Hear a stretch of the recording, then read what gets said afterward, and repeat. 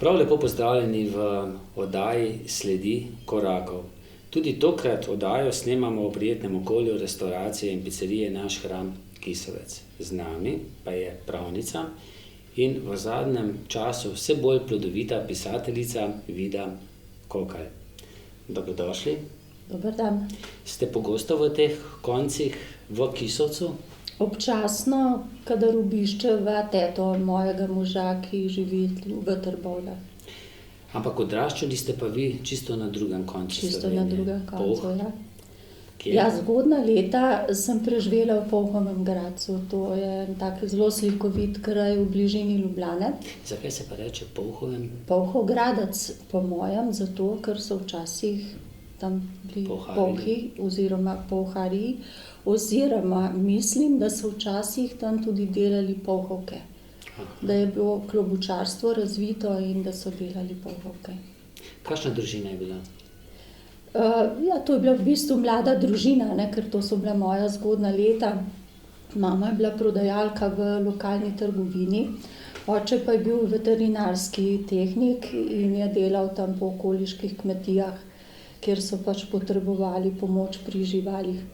Bila sta zelo veliko odsotna, mama je delala deljeno, delovni čas pač deljen, tako da sem jaz imela še eno mamo. To je bila moja varuška. Nič sorodnica? Kako? Ni bila sorodnica? Ne, to ni bila sorodnica, to je pač bila gospa iz tega kraja in pri njej sem jaz pravzaprav oziroma njeni družini preživljala praktično cele dneve, tako da sem samo spat hodila domov. Ta družina je bila dosti skromna, zaposlen je bil samo oče, zato so si pomagali tudi s kakšno drugo dejavnostjo otroci in mama so morali recimo spomladi nabirati zelišča za prodajo, potem so nabirali borovnice, gobe poleti, spomladi so se pobirali polži, ko še niso bili zaščiteni, žabe za žabje krake, ne. Imeli so tudi 2 ovci, ki so jih potem pasli na občinskem travniku. In tako sem jaz pač preživljala pri njih zelo veliko v naravi in moram reči, so se mi ta leta in ti vtisi iz narave zelo vtisnili v spomin, tako da tudi mi to pomaga pri mojem pisanju. Že kmalu ste se pa soočili s smrtjo očeta, Ja. ne? Ko sem bila stara 6 let, moj oče pa 27 let je nepričakovano po krajši bolezni umrl, tako da sva ostale z mamo same. Kaj pa je bilo? Oče je bil srčen bolnik in je pač po eni hudi kratki bolezni, ki jo niso mogli ugotoviti, ne, so ugotovili vzrok pravzaprav šele na obdukciji. In kaj je bil vzrok? Endokarditis, to se pravi vnetje srčne zaklopke. In ker ni bilo zdravljeno, čeprav takrat so že obstajali antibiotiki in bi verjetno ob ustreznem zdravljenju lahko preživel, je pač 27 let star umrl. In ves spomin še živi na njega? Ja, jaz moram reči, da imam nekaj zelo, zelo živih spominov. Zelo veliko pa tudi od pripovedovanja zlasti njegovih sorodnikov oziroma njegove družine. Namreč očetova družina mi je pa zelo veliko nadomestila tisto manjkajočo ljubezen. Pri njih sem preživljala počitnice, torej stara mama, star oče, 2 takrat neporočeni sestri in brat. Vsi so strašno veliko brali, čeprav je to bila kmečka družina. Mlajša teta je bila odlična pravljičarka in jaz sem prepričana, da v kolikor imam kaj daru, da ga imam od nje. Vi ste bili takrat sami še v družini, ne? Kot otrok, edini otrok. In potem sva z mamo še nekaj časa sami živeli v Polhovem Gradcu, z očetom sta že pričela graditi hišo v predmestju Ljubljane. Jaz sem potem, ker nisem imela ustrezne družbe, pač sem se družila s starejšimi, sem si želela čim prej v šolo. Tako da me je mama dala v šolo 6 leti. Ponavljali ste, ne?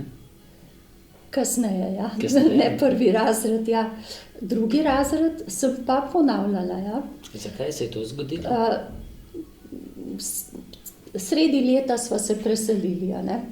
Namreč mama je ne vem kako uspela toliko dokončati hišo, da sva se lahko preselili in to je bila za mene kar velika sprememba. Je bil šok to? To je bil kar šok, prvič šola je bila nova, novi sošolci, to je bila primestna šola, to je bilo čisto nekaj drugega, kakor vaška šola v Polhovem Gradcu. Razred je bil tak, kot je danes, sem še v kakšnem šolskem muzeju, na primer, ne, to pa je bilo vse. A imate to še v spominu? Zelo. Kakšen je bil ta razred? Razred, to je bila stara grajska dvorana z visokimi stropi, vlažna, z zelo lepo lončeno pečjo, ki se jo je kurilo na roke po zimi. Na drva, premog? Na drva se je kurilo. Klopi so bile pač take, kot so bile včasih, ne? To je bilo podobno kot v cerkvi. Ne? Torej klop in miza sta bila povezana. Pred vsakim učencem je bila luknja za črnilnik, ne? In potem je bila vdolbinica, kamor si postavil pero, ne? Ki si ga pomakal v črnilnik in potem si pisal in če nisi bil spreten, je bil pač zvezek poln pack. Ja. In tudi prsti so bili vsi črni. Ja. No in kar naenkrat iz te šole, skromne šole. Kar naenkrat se iz tega preselila v bližino Ljubljane, v novo šolo. Mama je tudi se poročila oziroma se je tudi takoj pač njen partner preselil z nama in vse skupaj je bilo to za mene kar zelo veliko, ne? Sprememb, tako da pa tudi mlada sem bila, če sem šla v šolo 6 leti, ne? Tako da sem po eni daljši bolezni bila v dilemi oziroma bila v dilemi mama, ali bi jaz razred končala, ali bi bilo bolje, da bi ga ponavljala. In mislim, da je bilo zelo pametno, da so se skupaj odločili, da razred ponavljam, tako da sem drugi razred ponavljala. Kako so pa to, recimo, sošolci sprejeli? Je bilo kaj zbadanja ali so to razumeli? Ali je šlo to čisto mimo vas? Sošolcev pravzaprav sploh nisem dobro poznala. Ne? Naslednje leto pa sem dobila druge sošolce. Tako da pač tukaj ni bilo kakšne hude zadrege in potem v tem drugem razredu sem bila tudi boljše sprejeta, ker smo začeli skupaj. Tudi z učiteljico sva se zelo dobro razumela in moram reči, da se potem nikoli več v življenju nisem imela težav z nobenim učenjem ali pa izpiti. Dejali ste, da so tam, kjer ste živeli, veliko brali. Ja. Ste tudi vi v osnovnošolskih letih prebirali? Ogromno, zelo veliko.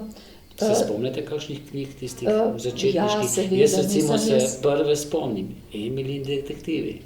Aha, no to je za mene malo kasnejša knjiga, ne.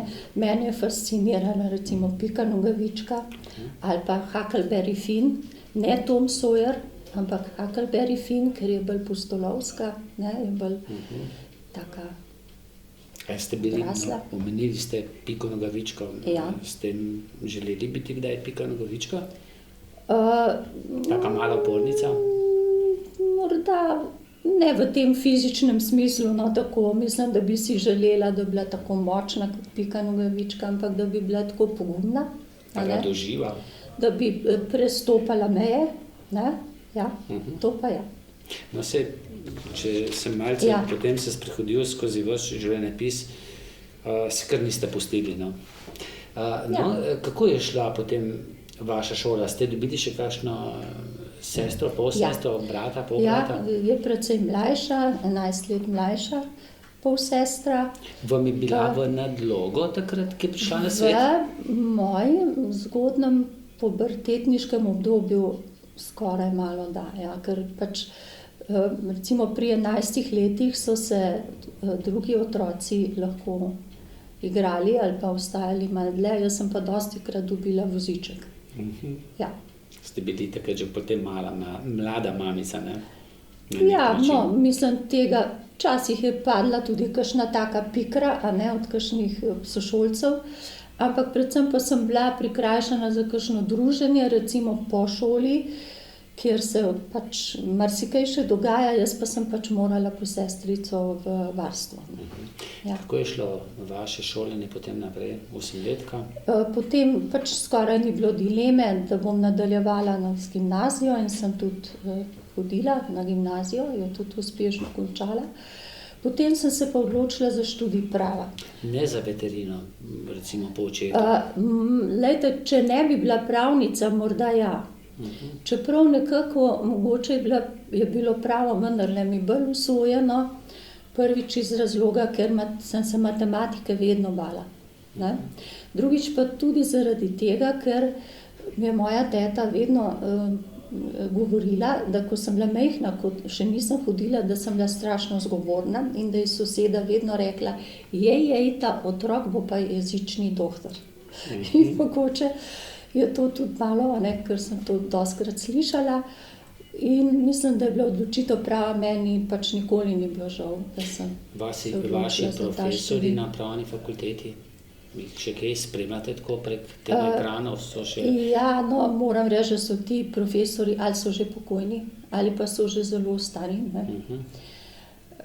Ja, so pa neke avtoritete, recimo na določenem doktor Cigoj, na primer, na področju civilnega prava, ali pa doktor Korošec, recimo rimsko pravo.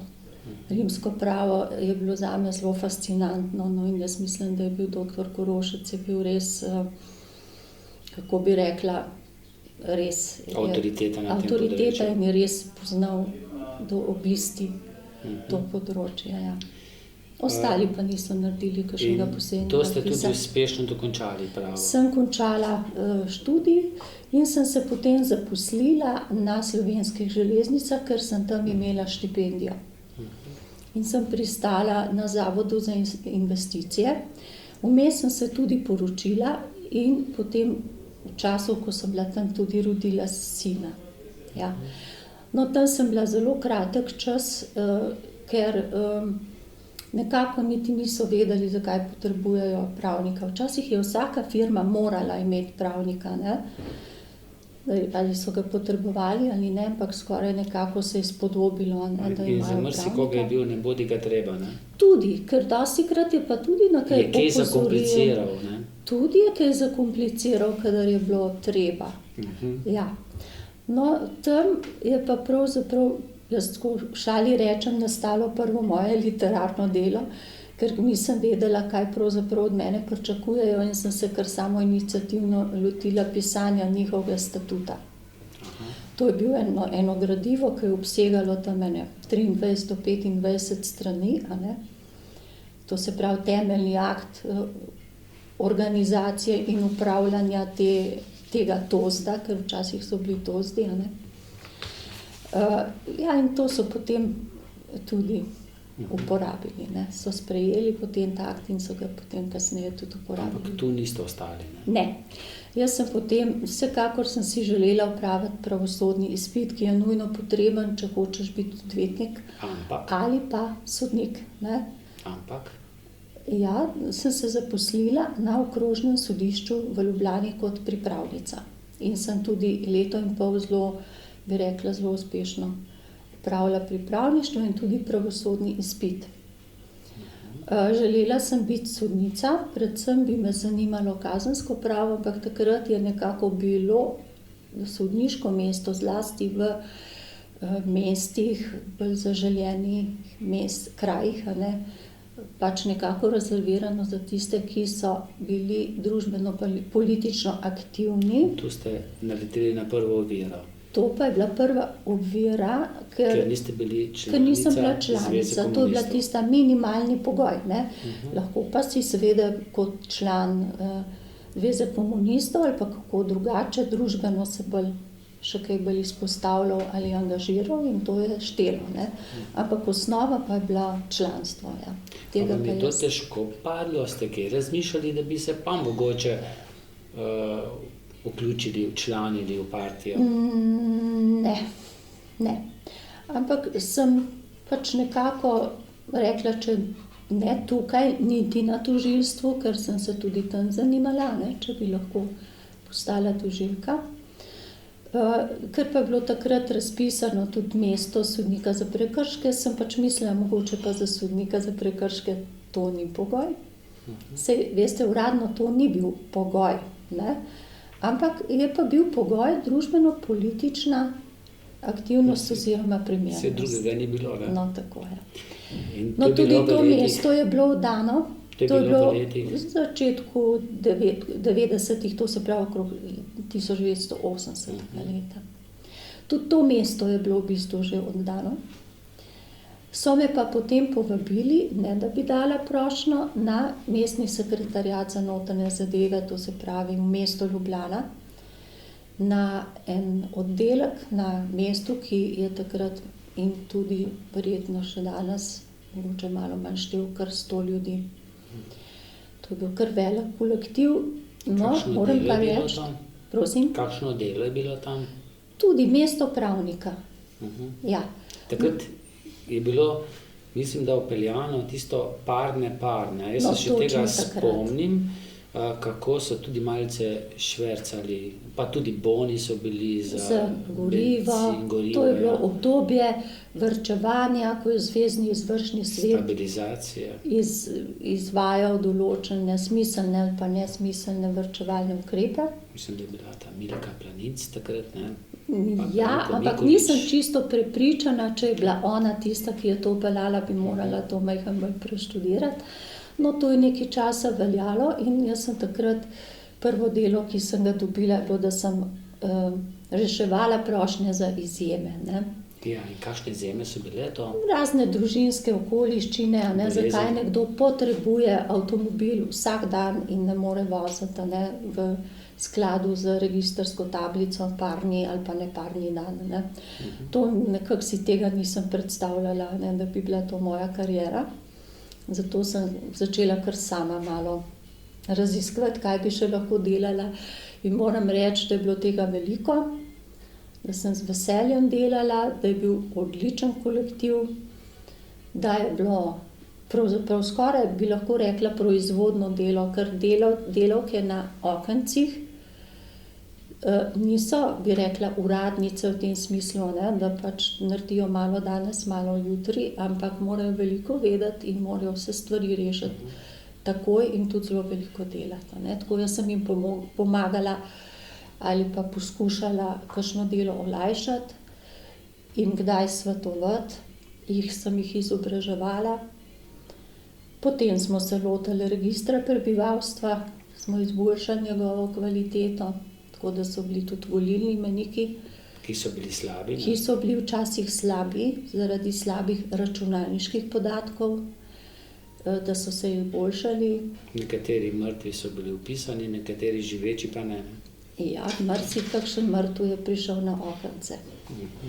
Ja, in so morale to delavke kar stoično prenesti, ne. Ne vem, kdo je v enem obdobju se malo hecal in je kakšnega kar usmrtil, ja, ki je bil še živ. In to pa je bilo verjetno pomembno, ureditev teh volilnih seznamov, tudi zaradi slovenske pomladi, ki se je bližala. Ja. No, zelo mi je ostalo v spominu, ker sem sodelovala pri prvih demokratičnih volitvah. Sem bila zadolžena za izdelavo volilnih imenikov, hkrati sem bila pa namestnica tajnice mestne volilne komisije. Tako da vem, kako zahtevne so bile te volitve. To so bile po mojem najzahtevnejše volitve, tudi v tehničnem smislu. Pa je bilo Ker je lepo bil- speljano? So Ja, bile je lepo bilo. speljane? Mislim, da je bilo. Namreč volitve so potekale hkrati v 3 zbore, ne, v parlamentu in še v 3 v mestu in še v 5 ljubljanskih občinah. In ena taka anekdota, ko smo prevzemali volilni material, ne, in smo se vse zelo lepo zmenili, kako bomo preko noči vso gradivo, ki je pripadalo nam, a ne, pripeljali na sedež mestne volilne komisije, se skoraj zadušili v tem materialu, ker so nas volilni odbori že v prvi uri po zaprtju volišč dobesedno zasuli. Enostavno se ni dalo več premikati, ne, nismo mogli tudi nič delati. Tako da je to dostavljanje potem potekalo dejansko še cel naslednji dan, a ne, iz 5 mest na magistrat v Ljubljani. No, še predtem je pa v Sloveniji vrelo, ne? Ja. Proces proti četverici, JBTZ, potem mitingi resnice, tudi tu ste bili kar precej vključeni. No, tukaj sem spet bila, bi rekla, pisateljica, a ne? Ker sem jaz napisala odločbo o prepovedi mitinga resnice, ki to odločbo, to je bilo leta 1989, ta miting naj bi bil 1. decembra. Najavili so se neko društvo, precej neznano društvo, srbsko društvo iz Kosova, ki so želeli priti v Ljubljano in Slovencem povedati, a ne, kako jih naše slovensko vodstvo zavaja, ker jih poskuša odpeljati iz Jugoslavije, ne. No in takrat pač je ta odločba kar odmevala, tudi v Beogradu so jo brali pravniki, strokovnjaki, novinarji in tako, mislim, da je kar nekako, bi rekla, zdržala to branje. Ste bili ožigosani takrat, verjetno, v Beogradu? Ne vem, mislim, jaz nisem bila, kot avtorica nisem podpisala odločbe, jaz sem bila avtor, nisem pa jo podpisala, ker takrat nisem bila še odgovorna oseba, ne, takrat sem pač bila kot strokovna delavka. Kaj je bilo pa okrog četverice? Ja, no to je bila pa ta spomladi, ne. To pa je bil čas, ko bi morali v tem procesu pred vojaškim sodiščem vsi 4 obsojeni nastopiti prestajanje zaporne kazni. Praktično vsa pravna sredstva pred vojaškimi sodišči so bila izkoriščena, ne. Ni bilo več nobene možnosti in bi morali v zapor, in takrat je ZSMS organizirala ta protestni shod na Kongresnem trgu. Mi smo morali ta shod prepovedati. Ja.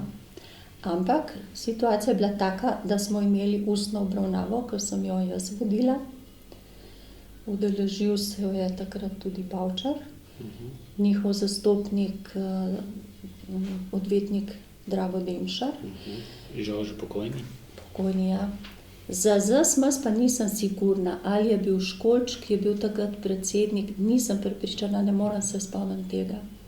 Mi smo se takrat vse dogovorili, vse, kako bojo zapore cest, kako bo mestni promet imel obvoze, kako bo shod zavarovala policija, kaj bo naredil organizator sam, in potem na koncu sem pač jim povedala, da bomo shod prepovedali.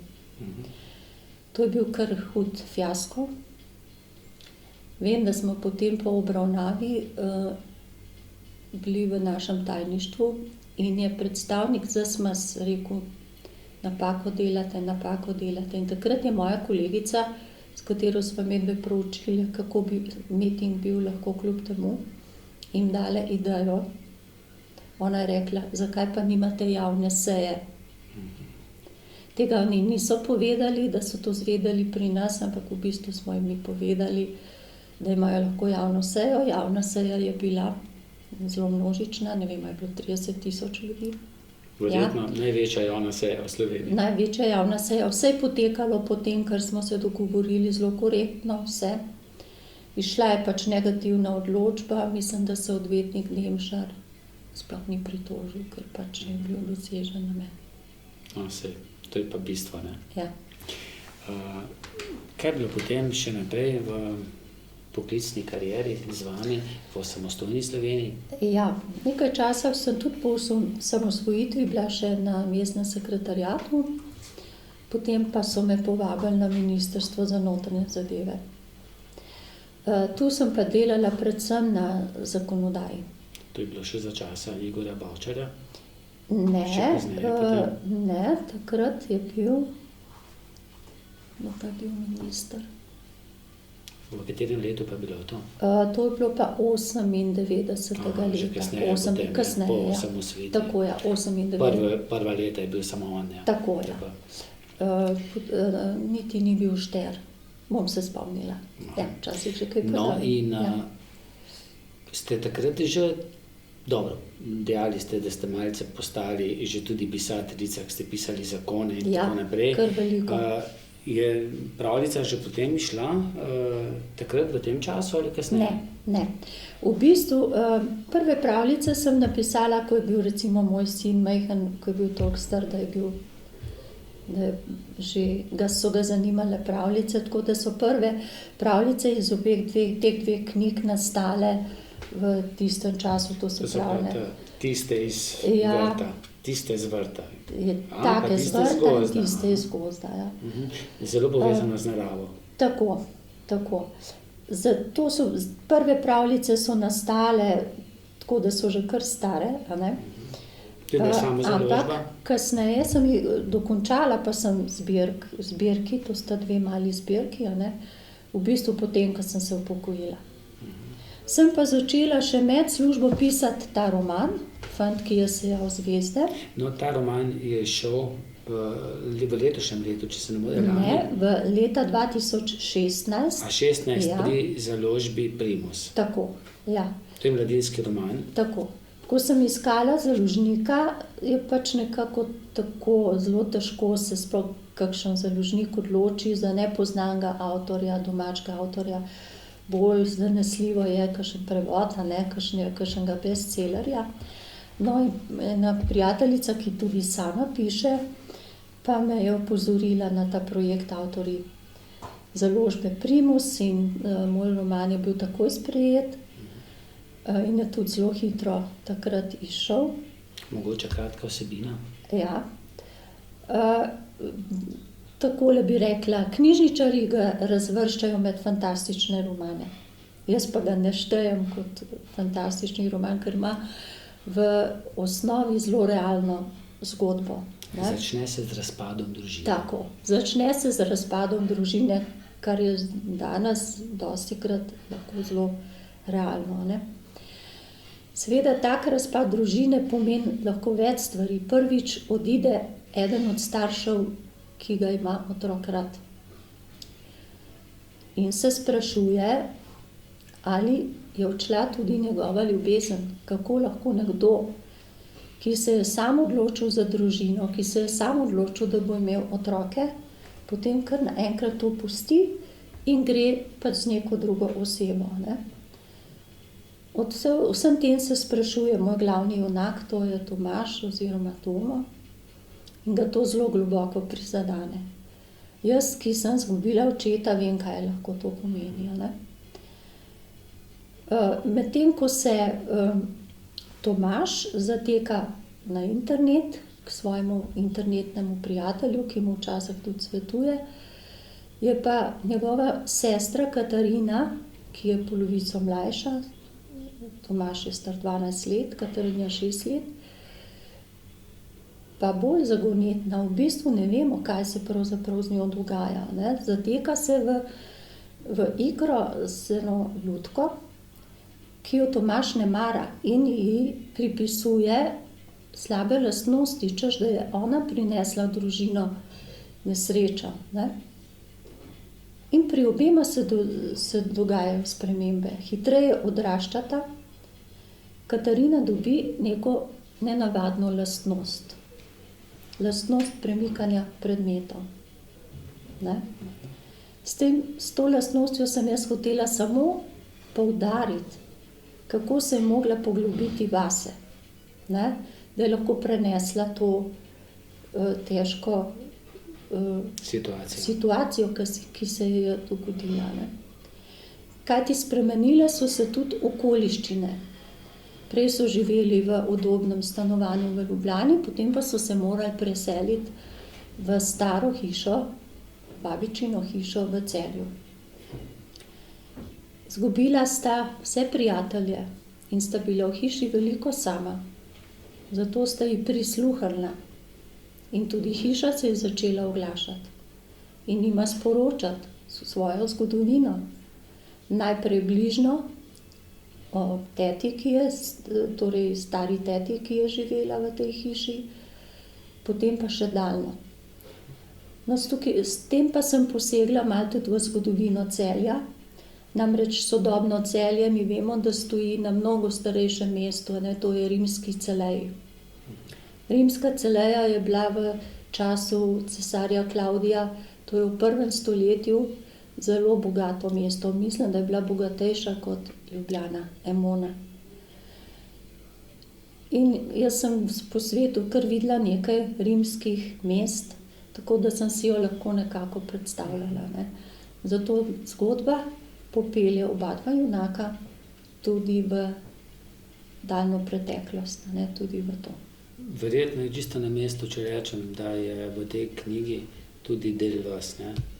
Seveda, v vsaki knjigi je Saj ne more del biti drugače, ne. pisatelja, lahko piše samo o nekih svojih izkušnjah, o nečemer, česar nisi nič izkusil, ne moreš pisati ali pa ne moreš biti prepričljiv, ne.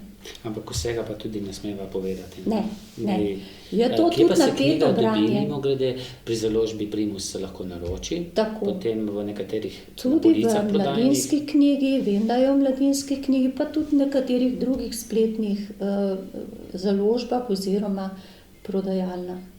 Ja, Tako, lahko se dobi. In v knjižnicah seveda. seveda. Ja. Tam 3 desne, 2 levi. Ta pa je čisto ravno nova. tako mladinski Ta je roman. pa čisto nova. Tudi pri Ja, založbi Primus, ne? tudi. Ja. Še tu malce vsebine?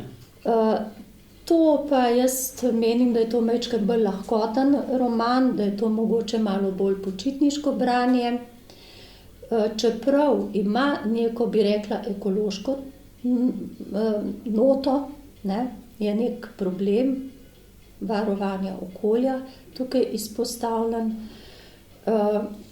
Predvsem pa poskuša prikazati, kako se lahko mladostnika odvrne od interneta. Kaj je tisto, kar ga lahko odvrne od računalnika, ne? Mimogrede, knjige berete tako, da imate v rokah ali da brskate po računalniku V rokah. v rokah? Mislim, Tudi absolutno ta vonj, ni ne? boljšega vonja, kot če odpreš novo knjigo. Računalnik ima poseben vonj, Ne, ne. Ni tisti pravi. Jaz sicer pišem Ja, na računalnik, ampak tudi popravljam na računalnik, ampak ko pa dobim knjigo v roko, se mi pa dostikrat zdi, da je to čisto nekaj drugega, kot en nov organizem. To ni čisto isto, kot sem jaz napisala.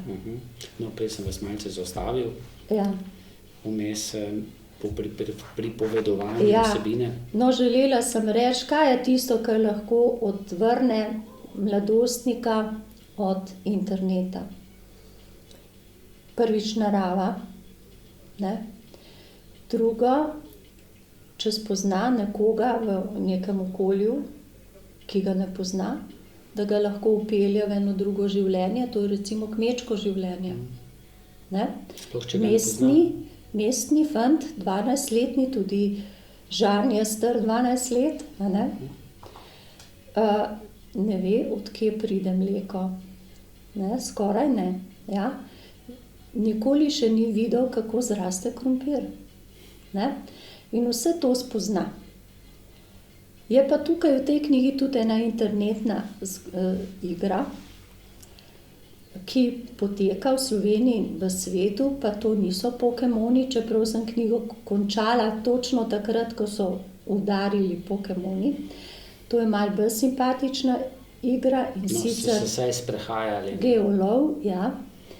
In v knjigi so koordinate, ki niso čisto točne, so pa zelo natančne. In če bodo bralci šli po teh koordinatah, bodo prišli do enega malega bisera. Aha. V resnici. Ki pa ga ne boste izdali. Ne bom, ker tisti, ki ga to mika, naj prebere knjigo. Vas je že kdo In naj poklical se pa povedal, da napoti. ga je našel? Ne, zdaj, mislim, da so komaj, da knjižnice zdajle knjigo Dobili. nabavile, ja, ker je eno dober mesec je na trgu. Nekako, žal mi je, da nisem dala kakšnega kontakta, a ne, da bi me lahko kakšen bralec po kakšnem internetu kontaktiral. Rada bi še to povedala, da ta prva knjiga, ne, nastopa Katarina, tudi v teh pravljicah nastopa Katarina, to je moja nečakinja. Te dve knjigi sta nekako posvečeni njej. Ta pa je mojim tetam. Ki jih imate zelo radi. Zelo. Je katera očetu? Kako? Posvečena katera očetu? Mojemu očetu pravzaprav vse, ampak ne izrečno. Mogoče bo še kakšna nastala. Ta pa je vašemu stricu, ne? To pa je knjiga mojega strica, prinesla sem jo s sabo zato, ker sem jo jaz uredila. Ne? Brez tega, da bi jaz to temeljito to gradivo, ki ga je on resnično napisal sam s 4 razredi osnovne šole in fantastičnim spominom, žal je pokojen. Ne? Govori pa, pravzaprav je to, bi rekla, so osebni spomini na predvojno vojno in povojno obdobje v Poljanski dolini, kjer je potekala Rupnikova linija. To je zelo doživeta knjiga, stric moj je bil zelo občutljiv za krivice, ki so se dogajale. Je bil tudi sam aktivni udeleženec? On je bil takrat otrok, on je opisal, kako je vojna vplivala na otroštvo, ker je močno zaznamovala otroštvo. In mislim, da je tudi ta knjiga absolutno vredna branja. Verjetno malce manj za tiste, ki radi berejo leposlovje, je Zakon o društvih s komentarjem. Ampak vsi se pa na nek način ukvarjamo z društvi. To je bila pa najbolje prodajana knjiga, a ne? Zato, ker so jo pač želeli imeti tudi v društvih. Ima pa letnico? To je pa leto 2006. In je še aktualno? Je še vedno v prodaji, zakon je malce spremenjen, ampak jaz mislim, to je edini komentar, nihče drug ni pisal. Tako bi rekla sistematično in celovito v društvih, kot sem jaz pisala, ker sem si skozi dolga leta prakse in pa skozi študij ob pisanju zakona pač pridobila neko znanje, tako da ga tudi uporabljajo po vseh upravnih enotah, ki registrirajo društva, si vedno kaj pomagajo še s tem komentarjem. Ste pravnica in pogosto slišimo tudi strani politikov, ki imajo tudi vpliv na pravo, da je Slovenija prepletena s množico odvečnih zakonov. Pa tako zakomplicirano se skupaj, da res dva pravnika gledata na nek zakon čistih iz 2 različnih zornih kotov.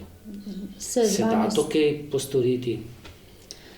Najprej bom rekla, da se z vami strinjam. Žal moram reči, da je bila mogoče stara jugoslovanska zakonodaja v določenem smislu boljša, kot je zdajšnja.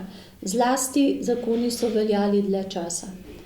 Ker pač zakon ni namenjen samemu sebi, a ne?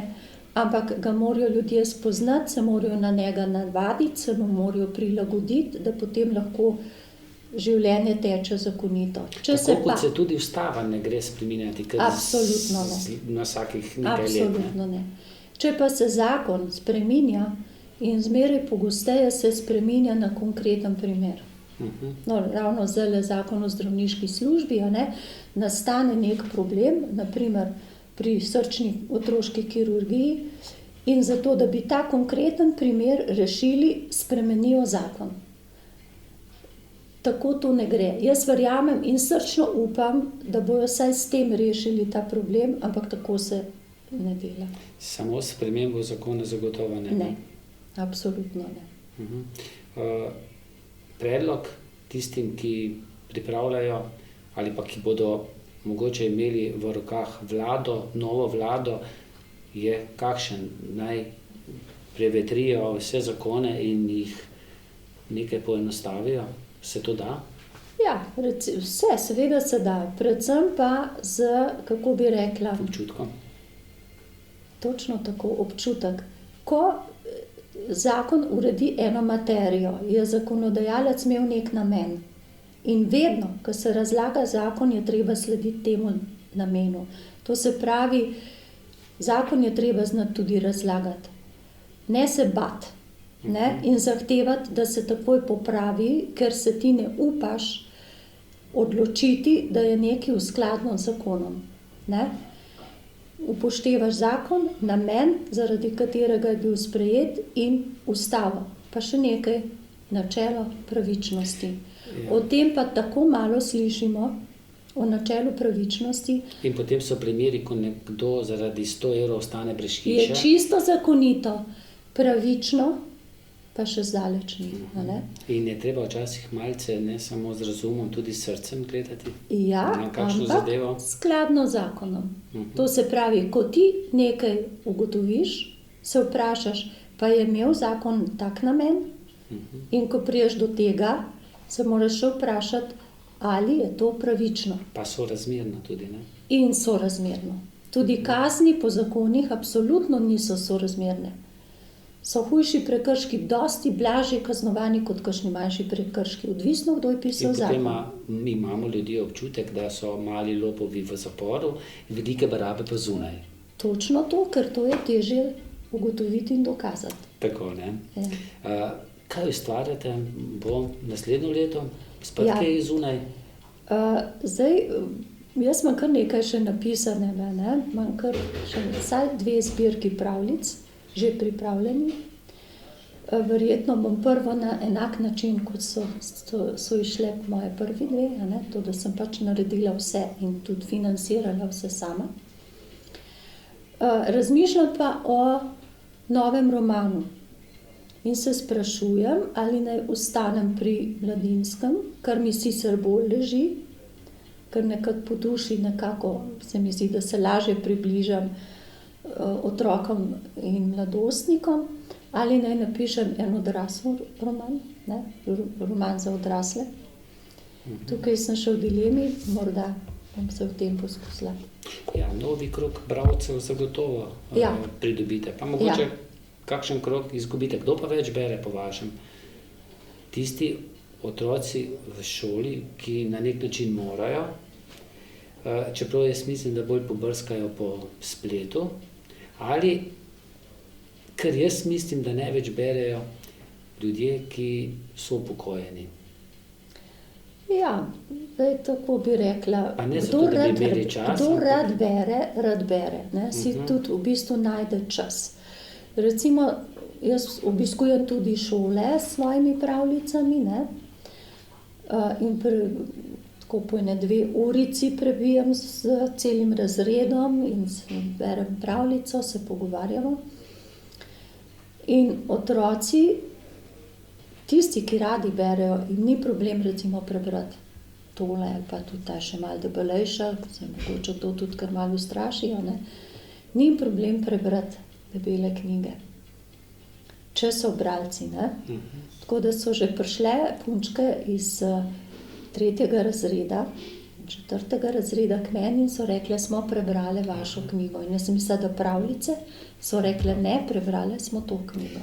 Pa verjetno tudi vzgledi vlečejo, če oče, mama, babica berejo, Ja. ne brskajo po tablici. Ja. Verjetno bo zelo podobno delal tudi otrok. Jaz mislim, če da ne je. zdaj, pa potem kdaj kasneje. Jaz mislim, da ja. Jaz mislim, da je treba ljubezen do knjige privzgajati zelo zgodaj. Kakšno stanovanje se vam zdi, če nekam pridete, recimo v dnevno sobo, pred sobo, pa da je brez knjižnih polic? Ja, jaz upam, da jih imajo kje drugje, ne? Da imajo recimo posebno sobo, kjer so knjige. Drugače pa to prazno stanovanje, ne? Ja. Nekaj manjka. Absolutno. Ampak otroku je dati treba knjigo v roke, še preden shodi. Nič hudega, če jo bo strgal. Knjiga vse prenese, da se jo polepiti. Mi v vrtcu popravljamo knjige, ker grem tudi v kakšen vrtec, jih polepimo. Bolj kaj polepljena, lepša je, ker to pomeni, da je bila veliko v otroških rokah, a ne? In potem se nekako otrok rase s knjigo. In če rase s knjigo, zelo lepo je, če mu najprej bere starš, ne?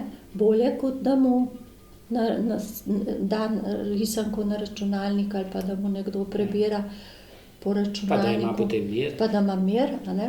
Bolje, da mu prebere, potem pa počasi začne brati sam. Zelo fajn, če so prve knjige ilustrirane, da ni preveč branja, ne. Pa ne siliti, ne, pretirano siljenje pa pol tudi. Ampak iz lastnih izkušenj lahko Ja. povem, da zdaj vidim, ko imam vnuka, da Ja, kar radi poslušajo, če jim preberem kakšno ja, pravljico. ja. Jaz moram reči, da imam zelo lepe izkušnje, tudi v vrtcu, recimo moji najmlajši poslušalci, prvi so mi odkorakali, a ne, ko so bili še v pleničkah, so bili stari manj kot 3 leta, ampak potem sem jih pač malo drugače prijela, da so zdržali 20 minut. No, to je že kar veliko za take Ja, majhne pa so bili otroke. še v plenicah. Ja. No, nekoga bomo pa tudi razveselili, da bo lahko vaše delo, fant, ki je Sijal zvezde prebral, pa jaz upam, da potem po intervjuju boste zapisali posvetilo, Ja. sicer ne vemo komu, in sicer tako, če boste to oddajo gledali na mojem Facebook profilu, seveda bo tudi na mnogih lokalnih televizijah, pa na spletnih portalih, kaj komentirali, jo delili, boste lahko prek žreba prišli do te knjige s posvetilom. Torej spremljajte moj Facebook profil, tudi vi ga imate, ne? Ja. To In je spremljam. kar potrebno imeti, Ja, ne? ja. Tudi jaz delim stvari. Lepo. Gospa, hvala, da ste bili naša gostja. Hvala za povabilo. Hvala pa tudi vam za pozornost in srečno.